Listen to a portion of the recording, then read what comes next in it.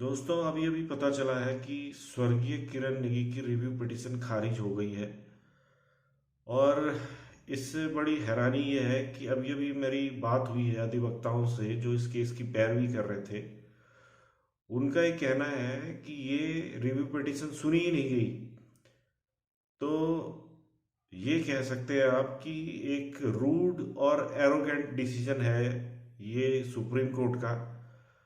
और जिस तरह का ये जघन्य अपराध था, rarest of the rare case था, और उसमें 12 साल के बाद इस तरह का फैसला आया, उसको रिव्यू पिटीशन में चैलेंज किया गया, लेकिन उसके बावजूद कोई इसमें पॉजिटिव निर्णय निकल के नहीं आया।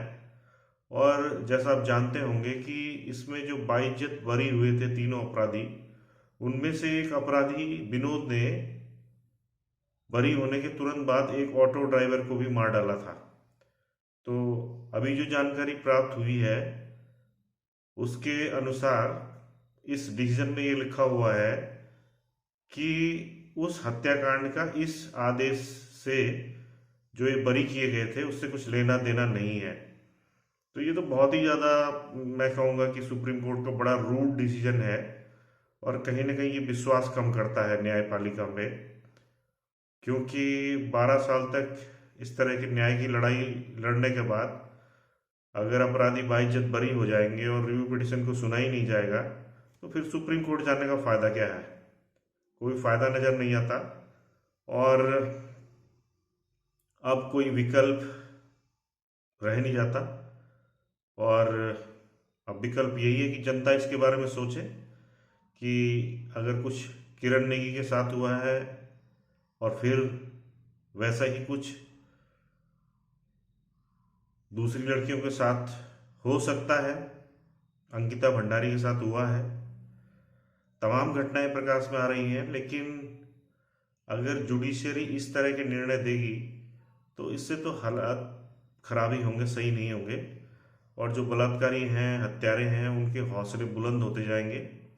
और फिर समाज में बेटियों को बचाना, मैं कह सकता हूँ दावे के साथ, नामुमकिन हो जाएगा। और फिर तो मुझे यही लगता है कि आदमी खुद ही इतना सशक्त बने या फिर भीड़ का इंसाफ करे। तो अब जनता ही तय करेगी, और जनता को तय भी करना चाहिए। और ये भी सोचा जाना चाहिए कि अगर 12 साल से मुकदमा चल रहा था तो लोअर कोर्ट, हाई कोर्ट, क्या वो सारे जजेस बेवकूफ़ थे? क्या पुलिस का इन्वेस्टिगेशन सारा फेक था? और अगर ये अपराधी नहीं थे तो किरण नेगी के वास्तविक हत्यारे और बलात्कारी कौन थे? उसके बारे में भी सुप्रीम कोर्ट को कुछ कहना चाहिए।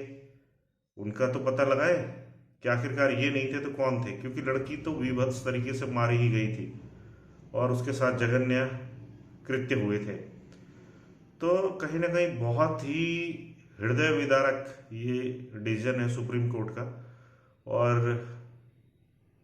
मैं, जो खुद हम लोग अंकिता भंडारी की न्याय की लड़ाई लड़ रहे हैं, हमारा भी जो है न्यायपालिका पर जो विश्वास है वो डोल रहा है। बहरहाल हम लड़ाई जारी रखेंगे, लेकिन अब दूसरे विकल्पों के बारे में भी समाज को सोचना पड़ेगा। जय उत्तराखंड।